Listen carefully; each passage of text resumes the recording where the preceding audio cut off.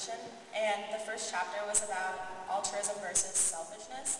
And I was a little bit confused about a passage describing a mother bird and how she would distract a prey by limping away from the nest to protect the babies.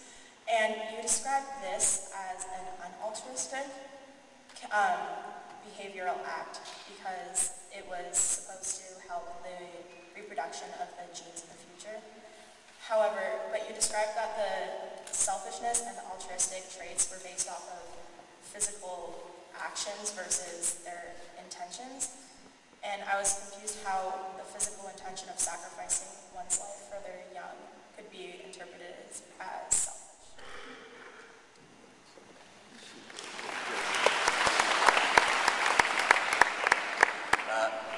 The book you're referring to, I presume, is The Selfish Gene. You said my book about evolution. I've written quite a lot of books about evolution. The example you're talking about, the so-called distraction display, it's one of the most remarkable pieces of behavior that birds show. Wouldn't it be lovely if dinosaurs did the same thing? They might well have done the same thing because they were subject to the same kind of selection pressures. What it is, it's a bird, maybe some wading bird. When a fox or other predator comes near to the nest, the mother bird will pretend to have a broken wing, and it limps away from the fox with the wing like that, looking as though it has a broken wing, which means it would be an easy target for the fox to catch. And so the fox follows the mother bird, and she has distracted it away from the nest. Now, if you think about it, that's an astonishing piece of behavior, because it's so tempting to imagine that the mother bird has worked it out for herself, and it's a very subtle and devious plan to lure the fox away from the nest. It probably isn't that. Almost certainly what it is a kind of mechanical clockwork mechanism in the brain, which is put into place by genes working through the processes of embryonic development. Those birds in the past, which had the right genes to build the kind of brain that does this distraction display, those birds were more likely to have surviving chicks than birds that didn't do the distraction display. So genes for doing the distraction display, genes for building a brain that makes the bird do the distraction display, survive through the generations. That's the Darwinian explanation for behavior of that kind. Now, we use the word altruistic in various different ways. Humans tend to use the word altruistic to mean an individual human who has a positive, conscious intention to do something good to other people or other creatures. So you say he's a true altruist. She really is an altruist. She really looks after other people and she doesn't care about herself. Biologists use the word altruism in a slightly more mechanical way. They would use the word altruism for the distraction display of a wading bird. They would not imply by that the bird had a conscious intention to be altruistic.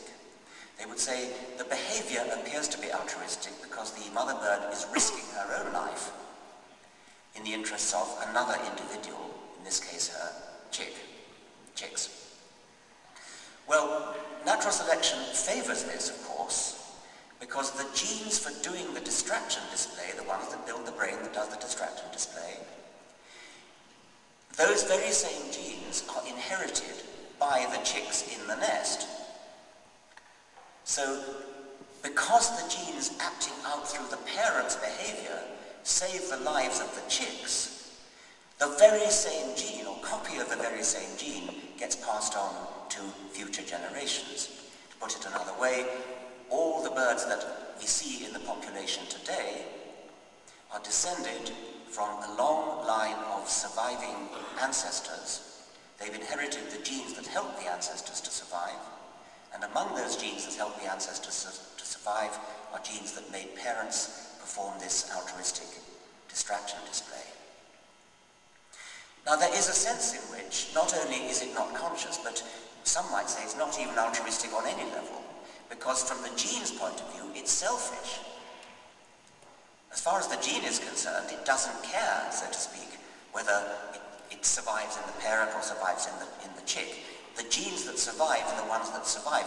That's what the meaning of my title, The Selfish Gene. If a bird did an altruistic act towards a totally unrelated individual who doesn't share the same genes, then we might be tempted to say that's really altruistic. Cuckoos do that, or rather cuckoo foster parents do that. Cuckoo foster parents feed baby cuckoos who are totally unrelated. Is that altruistic? Well, according to one definition it is. It literally is, and they're doing some good to another individual.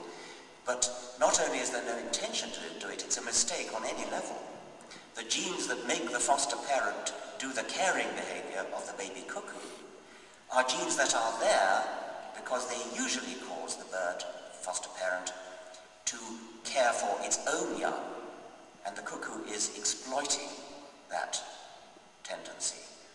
So when we use altruism, the word altruism in a scientific sense, we often don't mean it in the same way as we do in humans. There remains the question of why we humans seem to be genuinely altruistic. We, after all, give money to charity. When there's a tsunami, we give money to save lives. We give money to the Society for the Prevention of Cruelty to Animals. We appear to be genuinely altruistic. We give blood. Actually, in America, I think you're paid to give blood. In Britain, people give blood voluntarily. So it looks like pure altruism.